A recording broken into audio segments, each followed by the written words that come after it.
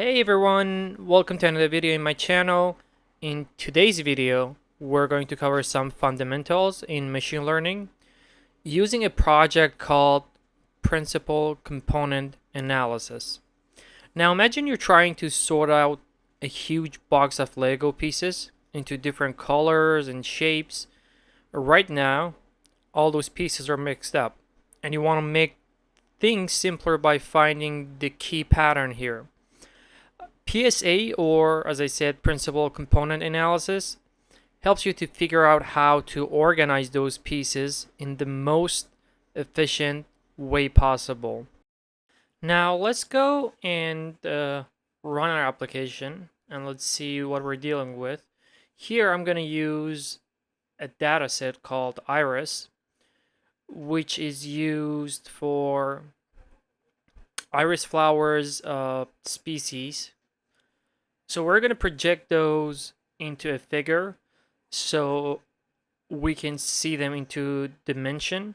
So as you can see, colors represent different species, and the points are spread out because PCA find the direction where the flowers differ the most, which help us easily see how these species are related to each other based on their features. And the reason I put in the figure so we can have some visual representation of what is happening. And basically what we did was that we simply applied data reduction to its dimensionality while retaining most of important information. And this technique helps us to focus on the most significant pattern in the data. Well, as you can see, each color represents a flower and the flower features. So the ones that are more close to each other are more similar, and the ones spread further, they have less common with the other two. So as you can see, green and orange have more similarities, but the blue ones are different. That's why they spread differently and further away. One of the fundamentals concept in machine learning after you learn about coding is understanding linear algebra, which consists of topics such as matrix operations, such as addition, multiplication, eigenvectors and eigenvalues is another topic, dimensionality reduction, matrix decomposition, data projection, and transformation. These are the topics we're going to cover in this application. Now, linear algebra has more topics than this. I'll try to cover the rest, or at least some of them, in next videos. But in today's video, these will be the main topic we're going to cover and we're going to talk about. All right. Now we covered the basic. Let's go ahead and start coding our application, and we'll do some more explanation when we do that. All right, so the first thing we need is some data to work with. As I said, in this case, we're going to use data set called iris, which contains information about flowers. Each flower has different features like petal length, petal width, which we can analyze in our code. We load this data set into our code so we can start working on it right now. So we say import seaborn as SNS, which is used for iris database. And then we load the database using a method called load database. And we want to take all the columns except the last one. That's what we're going to do in X, because the last column has the names of the flowers, which we don't need for now. This gives us the features of the flowers, like their size. Okay, so data comes in different range. For example, some measurement might be very large, some might be very small. To make sure they all are treated equally, we standardize them. This is going to be our next step. which means we scale them to have the same average and spread. In another word, imagine you're comparing different toys, like cars and dolls, but some are way bigger than the others. To compare them fairly, you want to resize them to the same scale. This is called data standardization in machine learning. In PCA, we take our data and make sure each features, like toy height or weight, has the same mean, like average, and variance, which is spread. This means all the values are centered around 0 and have equal importance. So first we need to find the average of each feature, like flower length. That's what we're going to do in min vec. We're going to pass x, axis 0. Then we need to calculate how spread out the numbers are. It's called the standard deviation. And then after that, we just adjust each number in the data so all the features are on the same scale. Once we've done that, we need to calculate covariance matrix. Now, the covariance matrix helps us to understand how different features like flower petal length and width are related. If two features change together, they have high covariance. So we can ask, how do these features work together? For example, do the toy height and weight tend to increase or decrease together? To measure this, we calculate covariance. We build a covariance matrix, which is like a giant grid to show how each feature interacts with every other feature. If two features change together, they have high covariance. If not, the covariance is small. And that's what we did in cov_matrix. We calculate the covariance between all pairs of features, and the t at the end is just a way to make sure we calculate correctly. And then we just print it in our terminal or in our console. Then the next step would be finding the eigenvalues and eigenvectors. So eigenvectors in machine learning are mathematical tools that help us understand the most important pattern in our data. So again, imagine, like before, you have a huge bag of mixed Lego pieces and you want to organize them based on the most common pattern, like most common colors or shapes. Eigenvalues and eigenvectors are tools that help us to do this. So eigenvectors shows us the most important directions or patterns in our data. These are likely saying the most of our toys are sorted by colors. And eigenvalues tell us how important these patterns are. Bigger eigenvalues mean a pattern is more important.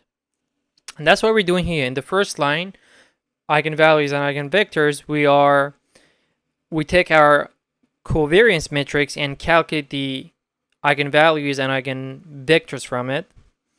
And the values tells us how much of the data's information is captured in each pattern. And eigenvectors tells us the most important direction which the pattern occur.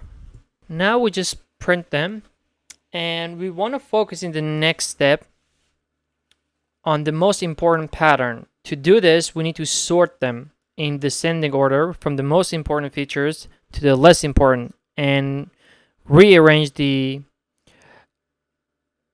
eigenvectors and eigenvalues as well. So I'm gonna say eigenvalue underscore order. This sets the eigenvalues in descending order from the largest to the smallest.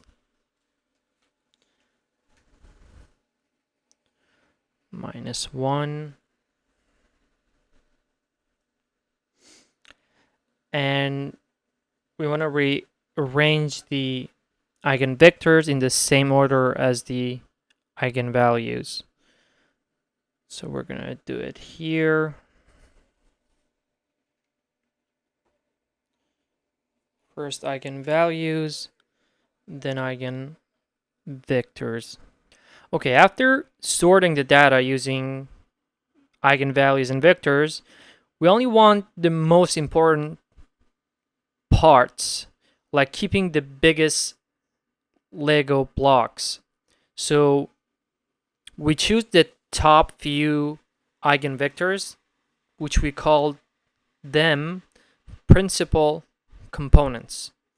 That explains the most of the data's variation. For example, if you're analyzing a bunch of toys, you might realize that the most of the difference are based on the color, not the size. So you'll focus more on the color, which is going to be the main principal component.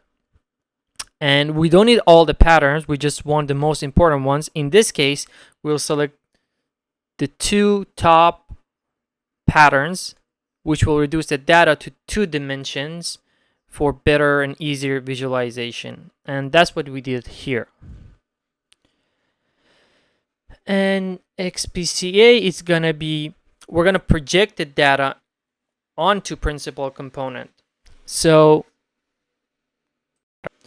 we know which patterns are most important. We project the original data onto these new axes, which are the principal components. This is like looking at your Lego pieces from the most important angles to see them clearly. By doing this, you reduce the number of things you need to look at. Instead of staying at all the messy details, you focus on the big pattern. In machine learning, this helps us to work with fewer variables without losing much information. And that's what we did in XPCA. We took the original data and mapped it into the new, simpler space defined by the principal component, which reduced the data from 4 to 2 dimensions and making it easier to visualize.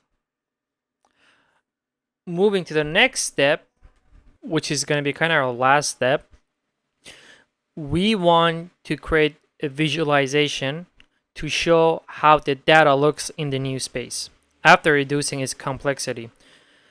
For example, if you started with a big pile of toys sorted by color or shape, now you can show them organized neatly by color and size, or whichever features are most important. This makes it easier to spot pattern.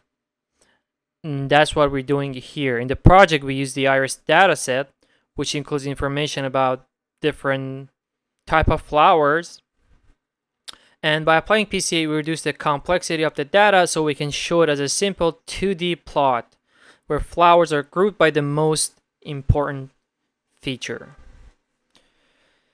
And each point in the graph, it'll represent a flower, and a flower that are similar to each other will be closer together. So here we're kind of created a column, named it PC1, PC2 into the data frame. Then we're gonna have this species, which is gonna call the iris species.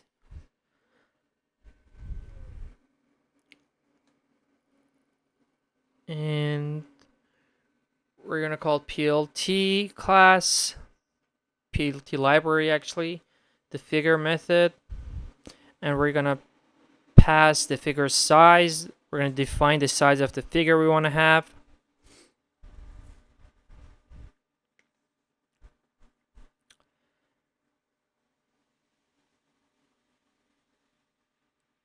And we pass PC1 as X and PC2 as Y. So we're defining the axis.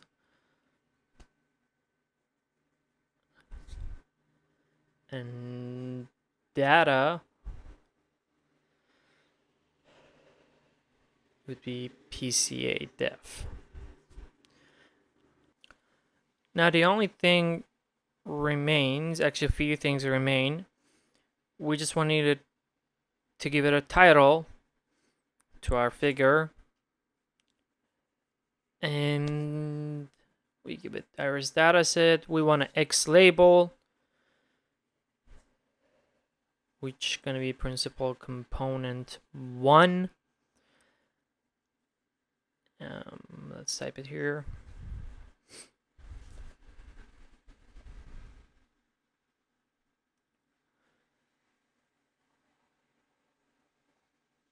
And Y label after this, which is going to be obviously principal component 2.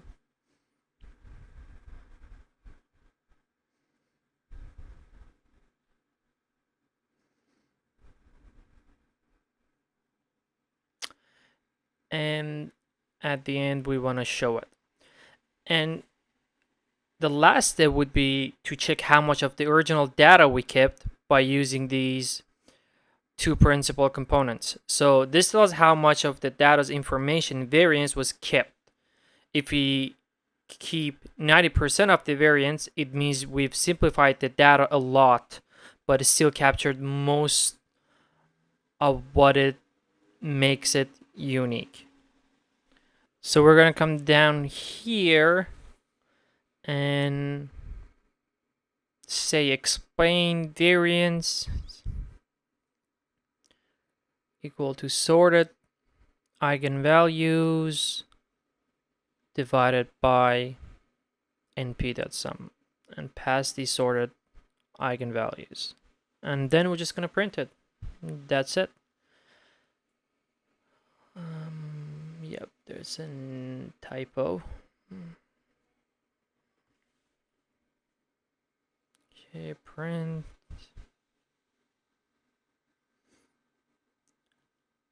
Explain variance.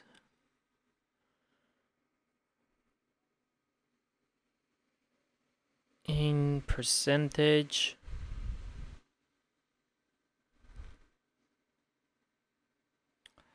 And we're going to have explained variance.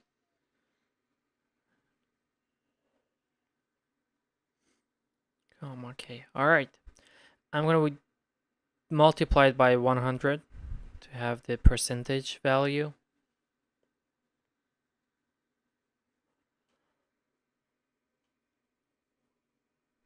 All right, we good. It looks good. Let's check it. Yeah, no error. Everything looks good. We can just go ahead and run it. Yeah, probably we have an error. Let's go check it out.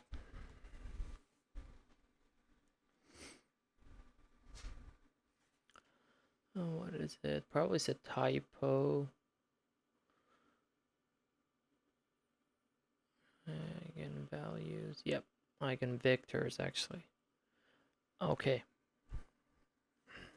All right, looks good. Awesome. So as you can see, we have 3 flower species, and we call them in blue, orange, and green. We reduce the data, and also we reduce its dimensionality to make it a 2D feature so we can show it in our figure here.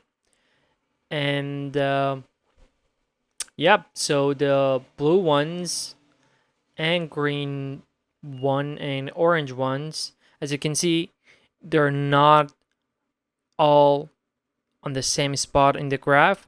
So the blue ones are further away. It means that they have less similarities comparing them to the orange ones and the green ones, which are more tightly grouped together. All right, I really hope you enjoyed watching this video and you learned about linear algebra in machine learning.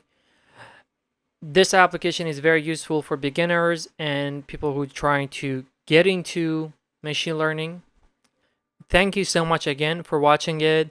If you liked and enjoyed and learned from this video, please go ahead and give me a like, subscribe, or a comment below. And you can ask me any question in the comment, or if you have any video suggestion, any topic suggestion, I would really welcome that. Thank you so much again, guys. Have an awesome day.